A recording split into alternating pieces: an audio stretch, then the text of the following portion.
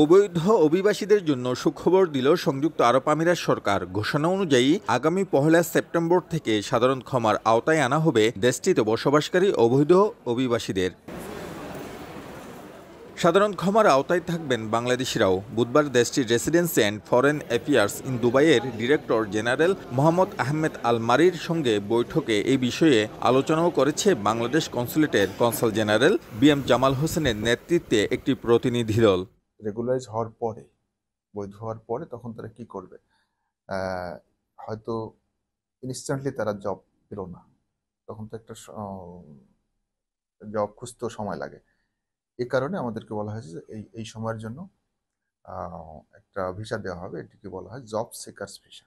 এটির মেয়াদ 6 মাস। এই 6 মাসের মধ্যে তারা জব সিক করে জব পেলে এখানে বৈধভাবে বসবাস করবে। শুধুমাত্র রেসিডেন্স ভিসা নয়, ভিজিট ভিসায় আমিরাতে এসে অবৈধ হয়ে পড়া বাংলাদেশিদের জন্য থাকছে বৈধ হওয়ার সুযোগ। কাজ খোঁজার জন্য সময় মিলবে 6 মাস। বৈধ হওয়ার জন্য কি প্রয়োজন এবং কি করতে হবে তা নিয়ে বাংলাদেশ দূতাবাস এবং বাংলাদেশ কনসুলেটের ওয়েবসাইটে বিস্তারিত তথ্যও তুলে ধরা হয়েছে।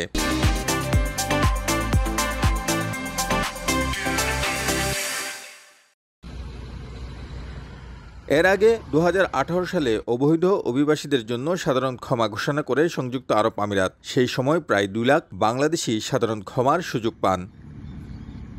শিবলি আল সাদিক, সময় সংবাদ, সংযুক্ত আরব আমিরাত।